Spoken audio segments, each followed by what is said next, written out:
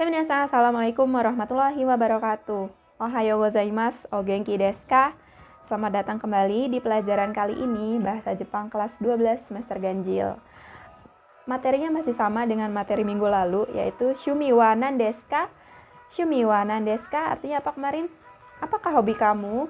Sebelum kita masuk ke materi, kita simak petunjuk dan tujuan pembelajaran kita kali ini. Petunjuknya masih sama, yaitu silakan berdoa, kemudian catat materi ini pada buku tulis, pahami setiap materi, kalau ada yang nggak ngerti silakan tanya di Google Classroom, kemudian kerjakan tugas sesuai ketentuan, jagalah selalu adab dan sopan santun, dan ikuti instruksi pada setiap slide. Tujuan pembelajarannya masih sama, dapat menyebutkan jenis-jenis hobi dan mengaplikasikannya dalam percakapan dengan bahasa Jepang yang baik dan benar. Nah, untuk mencapai bahasa Jepang yang baik dan benar ini, kita akan belajar beberapa hal lagi gitu.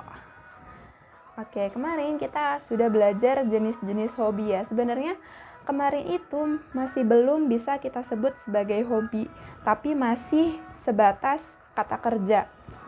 Apa ya kemarin ya? Kayak melukis, memasak, mendengarkan musik, mengambil gambar, menyanyi, membaca komik, menari, terus kayak main gitar gitu kan, itu cuma sebatas kata kerja gitu.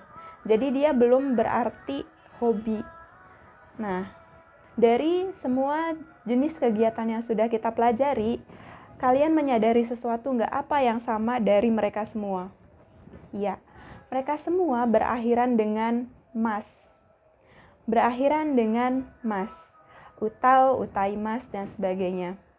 Bahasa Jepang sama kayak bahasa lain, punya berbagai macam kata.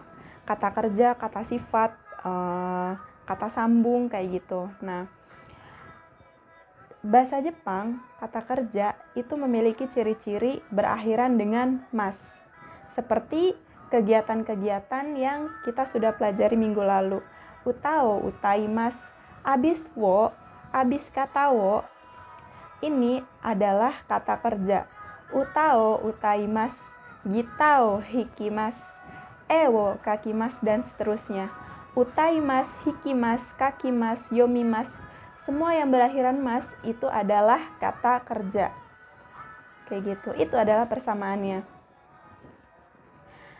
Nah, setelah kita mengetahui bahwa ciri-ciri kata kerja dalam bahasa Jepang adalah berakhiran mas, kita akan mempelajari caranya menentukan kata dasar atau kata bentuk kamus dari kata kerja bahasa Jepang. Jadi, semua kata termasuk dalam bahasa Jepang memiliki kata dasar atau bentuk kamus ya. Contohnya dalam bahasa Indonesia. Kalau makan itu kata dasar. Kalau memakan itu berimbuhan ya. Terus memakan, mengambil, apalagi itu semuanya punya kata dasar atau bentuk kamus.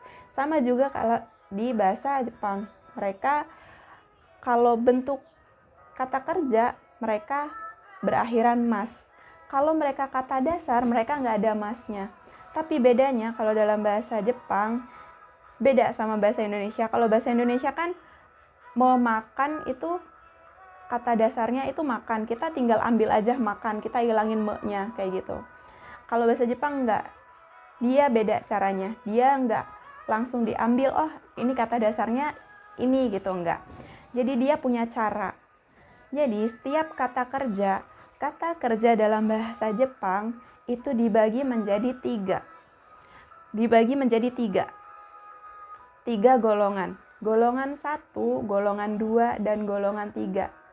Untuk merubah kata kerja menjadi bentuk kamus, kita menggunakan aturan 3 golongan ini. Kayak gitu. Yang pertama ada golongan 1. Ini yang paling banyak ya jenisnya.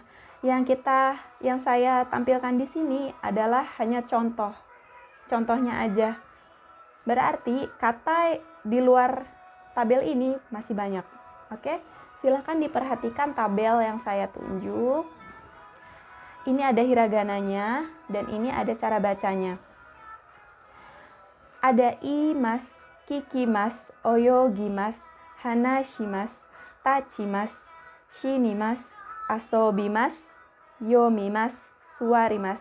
Semuanya berakhiran dengan kata mas. Artinya mereka adalah kata kerja.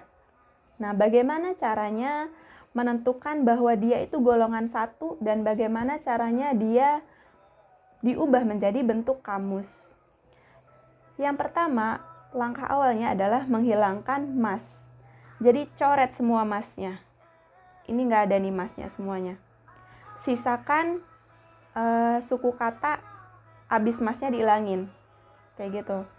Contohnya ada imas. Ketika imas, masnya dihilangkan, tersisa apa? I. Dua ya i-nya, i. Kemudian kita masuk ke peraturan perubahan bentuk kamus. Ketika yang tersisa adalah suku kata i, maka dia berubah jadi u. Maka bentuk kamusnya adalah iu. Iu. Kemudian yang kedua, kikimas. Kikimas itu mendengar. Kikimas ketika masnya dihilangkan, tersisa suku kata kiki. Suku kata terakhir adalah ki. Nah, kita masuk ke peraturan perubahan. Kalau suku kata terakhirnya ki, dia berubah jadi ku. Ku, maka menjadi bentuk kamusnya kiku. Kayak gitu. Dan seterusnya. Oyogimas, ketika masnya dihilangin, jadinya oyogi. Kita ambil suku kata terakhir gi. Gi berubah jadi gu. Berarti bentuk kamusnya oyogu. Seterusnya. Jadi golongan satu adalah ketika ada kata kerja yang masnya dihilangkan, kemudian tersisa suku kata terakhir seperti yang saya tunjuk. Ini. Ketika suku kata terakhir adalah huruf-huruf ini, suku kata ini, maka dia adalah golongan 1. Dan harus mengikuti peraturan perubahan ke bentuk kamus golongan 1. Kayak gitu. Next ada golongan 2. Golongan 2 ini lumayan gampang, lebih mudah daripada golongan 1. Jadi yang pertama ada mimas. Kalau tadi golongan 1 itu menyisakan 2 suku kata, kayak kiki, oyogi gitu kan, lebih dari satu suku kata. Nah, kalau golongan 2 ini menyisakan 1 suku kata. Contohnya mimas. Mimas itu artinya melihat. Mimas, dia kan nggak mungkin berubah jadi mu. Nah, dia adalah golongan 2. Golongan 2, cara merubah ke bentuk kamusnya adalah mencoret mas, menghilangkan mas, dan diubah menjadi ru. Maka mimas, dihilangkan masnya, diganti ru, menjadi miru. Yang kedua ada suku kata yang tidak termasuk ke golongan 1. Contohnya tabemas. Ketika kita hilangkan masnya, maka suku kata terakhir adalah b. B kan nggak ada tuh di golongan 1, maka dia adalah golongan 2. Kayak gitu. Tabemas artinya makan. Kita hilangkan masnya, kemudian kita ganti ru. Kita ganti ru, berubah menjadi taberu. Golongan 3, ini mudah banget, dia cuman ada 2 jenis. Yang pertama adalah kimas. Kimas artinya adalah datang. Kimas, datang. Kalau kita menyebutkan pakai aturan yang golongan 1 dan 2, kita hilangkan masnya, maka tersisa ki kan ya. Tapi di golongan 3 ini spesial. Dia nggak berubah. Dia nggak berubah jadi golongan 1 atau 2. Dia langsung berubah jadi ku. Kuru. Kimas menjadi kuru. Seperti ini. Yang kedua adalah segala kata kerja, semua kata kerja yang berakhiran shimas. Benkyou shimasu, Sampo shimasu. Seperti itu. Shimasnya berubah menjadi suru. Contohnya adalah benkyou shimasu menjadi benkyou suru. Langsung aja. Jadi masnya hilang menjadi suru. Benkyou shimasu, benkyou suru. Dan semua kata kerja yang berakhiran dengan shimasu. Kayak gitu.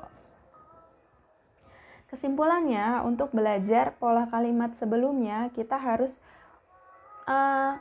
untuk belajar pola kalimat selanjutnya, maksudnya kita harus belajar cara merubah kata kerja bentuk mas menjadi bentuk kamus. Ini yang paling penting.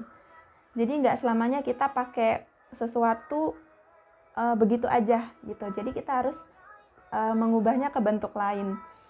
Yang kedua, kata kerja dalam bahasa Jepang dibagi menjadi 3 golongan, yaitu golongan 1, 2, dan 3. Setiap golongan memiliki peraturan perubahan ke bentuk kamus yang berbeda-beda. Untuk mengubah kata kerja golongan 1 dengan menghilangkan mas, kemudian lihat suku kata terakhir setelahnya. Kemudian, ubah suku kata terakhir tersebut menjadi bentuk kamus dengan akhiran yang sudah ditentukan. Lihat tabel yang sebelumnya. Untuk golongan 2 dan 3 silakan bisa dibaca sendiri ya. Nah, tugasnya minasang adalah berlatih mengubah kata kerja menjadi bentuk kamus. Mengubah kata kerja menjadi bentuk kamus. Istilahnya mengubah kata yang berimbuhan menjadi kata dasar, kayak gitu. Tugasnya silahkan ditulis di buku tulis, kemudian difoto, submit ke Google Classroom saya, tenggat sampai jam 3 sore, tanggal 7 Agustus 2020. Jangan telat ya. Kalau ada pertanyaan silahkan tanya di forum Google Classroom juga. Oke, terima kasih. Arigatou gozaimasu. Mata raishu. Wassalamualaikum.